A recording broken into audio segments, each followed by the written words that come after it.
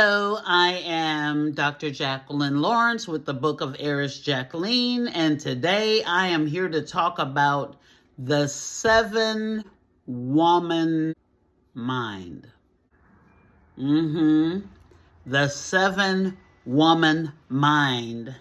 And what I have to say is basically based on Isaiah 4:1.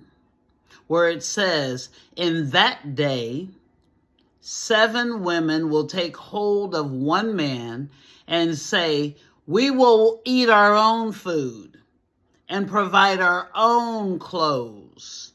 Only let us be called by your name. Take away our disgrace. In my words, I don't care if you have a lot of women. I'll take care of myself. I'll work hard. You don't have to do anything for me. Just marry me, please. Please marry me. So I don't have to be embarrassed about being single. So nobody will come up to me and say, why aren't you married? Take away my shame. I'm embarrassed. Here I am as fine as I can be and don't even have a man. Would you please say you my man? Would you go out with me? Would you go places with me? Would you be with me and at least pretend to be my man? These days, there is a 7-woman mentality. The men have the mentality that they have 7 women each. And the women have the mentality that they are one of 7. It's okay for them not to be in a monogamous relationship. Regardless of what God said, 1 man, 1 woman. So I want to talk about this 7-woman mentality that men have first. And this mentality is based on the fact that they really don't care too much about women, but they're lovers of self. 2 Timothy 3:1-9 in the King James Version says, and I'm reading from the King James Version for a reason. It says, this know also, that in the last days perilous times shall come. For men shall be lovers of their own selves, covetous, boasters, proud, blasphemers, disobedient to parents, unthankful, unholy, without natural affection, truce breakers, false accusers, incontinent, fierce, despisers of those that are good. They don't want no good woman.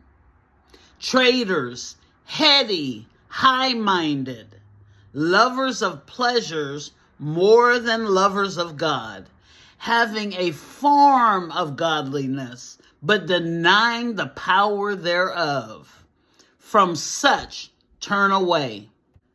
For of this sort are they which creep into houses and lead captive silly women laden with sins, led away with divers lusts, ever learning and never able to come to the knowledge of the truth. Now as Jannes and Jambres withstood Moses, so do these also resist the truth. Men of corrupt minds, reprobate concerning the faith. But they shall proceed no further. They're not going to get anywhere. For their folly shall be manifest unto all men, as theirs also was. And this is what women are so desperate for. We're desperate for this. I don't even want to call them men, but this is what we're desperate for. This is what we're willing to meet online, and within a week, let them into our homes to live with us and our children. This is what we're willing to succumb to. We're desperate for it. These are they who are lacking natural affection. They don't want a woman. They want men. They are lovers of self. The reason why I wanted to read from King James Version is because King James Version says that these men are lovers of self. Other versions say that man will be lovers of self. That includes everybody. But King James Version specifically identifies the men as being lovers of self. Other versions say people. And yes, it's true that people will and that man will. But this says men, and we need to pay attention to that. Men are lovers of self. These are those days. They are lacking natural affection.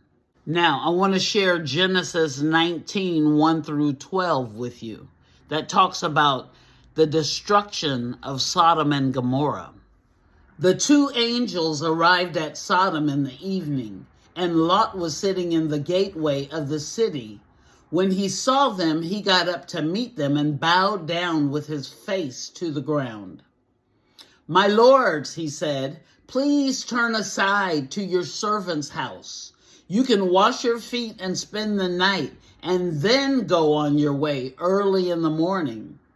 "No," they answered, "we will spend the night in the square." But he insisted so strongly that they did go with him and entered his house. He prepared a meal for them, baking bread without yeast, and they ate. Before they had gone to bed, all the men from every part of the city of Sodom, both young and old, every man surrounded the house. They called to Lot, "Where are the men who came to you tonight? Bring them out to us so that we can have sex with them." Every man, young and old. Lot went outside to meet them and shut the door behind him and said, "No, my friends, don't do this wicked thing. Look, I have 2 daughters who have never slept with a man. They were virgins. Let me bring them out to you, and you can do what you like with them. But don't do anything to these men, for they have come under the protection of my roof." "Get out of the way," they replied. "This fellow came here as a foreigner, and now he wants to play the judge. We'll treat you worse than them." They kept bringing pressure on Lot and moved forward to break down the door. But the men inside reached out and pulled Lot back into the house and shut the door. Then they struck the men who were at the door of the house, young and old, with blindness, so that they could not find the door. The 2 men said to Lot, "Do you have anyone else here, sons-in-law, sons or daughters, or anyone else in the city who belongs to you? Get them out of here, because we are going to destroy this place. The outcry to the Lord against its people is so great that he has sent us to destroy it." Verses 23 to 25 go on to say, by the time Lot reached Zoar, the sun had risen over the land. Then the Lord rained down burning sulfur on Sodom and Gomorrah from the Lord out of the heavens. Thus he overthrew those cities and the entire plain, destroying all those living in the cities and also the vegetation in the land. Imagine all those blind men. They couldn't tell where the fire was. They were destroyed. Jude 1 and 7 says, in a similar way, Sodom and Gomorrah and the surrounding towns gave themselves up to sexual immorality and perversion. They serve as an example of those who suffer the punishment of eternal fire. So this is just an example, Sodom and Gomorrah, of what is to come. These men who have no natural affection, these men who are lovers of self, will find themselves in the same situation. Now, women, oh, don't worry about me. Don't feed me. I'll feed myself. I'm an independent woman. I'll take care of myself. You can come and live with me and my children. You don't have to pay any rent. Just come on in and stay here and be my man. This 7-woman mindset that women have say that we don't need a man to take care of us. We got our own education. We got our own money. We got our own bank account. I take care of my own children. So if I could take care of my own children, surely I can feed another person. Come on in. You don't have to take care of me and my children. Just come on in. But that means that the fathers are not there because they don't have to be there. Even though a lot of women think that they don't need a man and they are taking care of themselves, a lot of women are also gold diggers and they're looking for a man to take care of them. But I never thought I'd see the day when men were looking for women to take care of them. I actually hear men saying, I want a woman with a lot of money. For what? Hello? Aren't you supposed to be the provider? And then it's bad enough you don't provide for the woman, but you won't even provide for your children. But fathers, your children need you.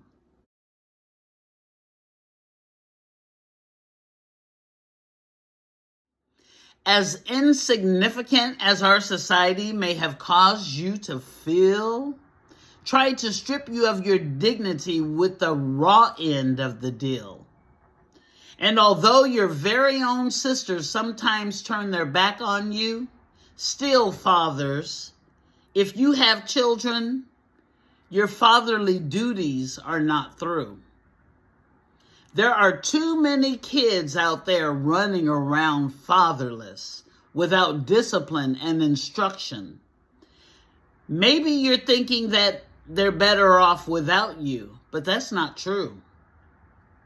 I'm here to tell you that contrary to popular belief, your children do need you.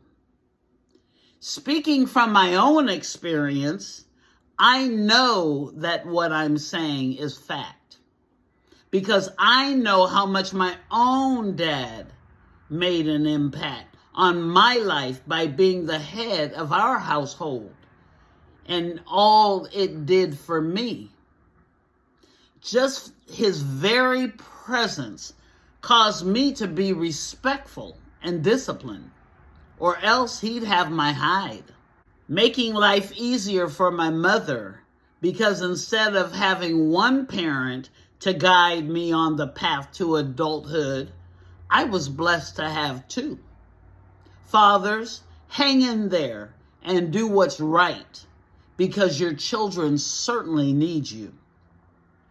The Bible says, a man will leave his father and his mother. Now, I know many of you have your other bedroom at your mama's house, and that's the reason you don't need a spouse. Meanwhile, you're depositing your seeds of generations here and there. And when a child pops out, you act like you don't care. There's only so much a woman by herself can do. Whether you believe it or not, fathers, your children need you. Little girls who have no dad feel unloved and rejected. They look for what's missing in their lives from boys who have also been neglected by their dads and forced into manhood way before their time. Being declared the man of the house, but not paying one dime toward a single bill. Yet they've earned their crown. Somebody has to play the role of the man when the father ain't around. Then these boys go out and reproduce before their training is through. Most of these boys abandon their own, but boys, your children need you too. You know how you felt when your dad left you behind. Why would you want to do this to another child, especially one of your own kind? It's been said that the head of the woman is the man. With men being extinct in the home, tell me, how can the family stand when so many are ran by girls playing male and female and their ill-equipped sons? A fatherless household, no matter how strong the mother, affects everyone. Don't put your children through what you had to go through. Provide for them and love them because they really need you.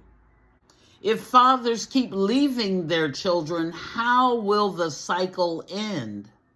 The cycle will only repeat itself because none are willing to bend and do all they can to be part of their children's everyday lives and not to control things from a phone, their prison cell, or their new wives.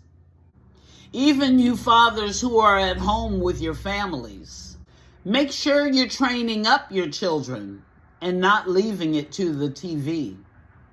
Think about how the presence of your father or the lack thereof has affected you.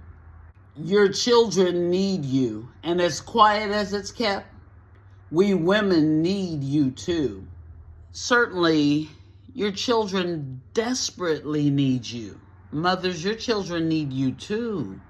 So mothers, don't let your pride and embarrassment and your disgrace and your shame make you feel so desperate that you need one of these men that are lovers of self and boastful and prideful and have unnatural affection and everything else that was indicated, unthankful, unholy, blasphemers, despisers of those that are good. Don't be so desperate to have anybody like that. And then on top of that, to settle for being one of 7 for a man who is like that?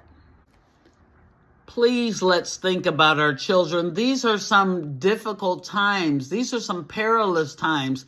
These are some different times. These are not the times that used to be. Some of us are going to have to put our foot down and just realize that we're not going to get that kind of man that we so desire, that we dream about, that we fantasize about, that we buy all these clothes for and get these BBLs for. We're not going to get that decent kind of loving man, because the Bible tells us that there's going to be 7 women to 1 man. Are you really willing to settle for being one of 7 to that kind of man? And yes, there are some good men that are out there, but there's not enough for all of us to have our own. Some of us, 6 out of 7 of us at least, are going to have to do without. So, and even more than that, because that's 7 to 1. And outside of that, there might be a few good men, but not very many. So what are you willing to settle for? Are you really willing to settle for an ungodly man? Are you really willing to settle for somebody without natural affection? A down low brother? Or maybe not even down low? You accept me the way I am. I'm bi. I like men and women. Are we ready to settle for that? Do we need a man that bad? If we're going to move forward as Christian men and women, men, you have to turn away from being that kind of man. And women, you have to turn away from being that kind of woman. The Bible says, husbands, love your wives as Christ loves the church. Jesus gave up his life for the church. What are you willing to do for your one woman? Thank you for tuning in. Please like and subscribe and share this video. God bless you. Whew, it's a tough world out there. We got this.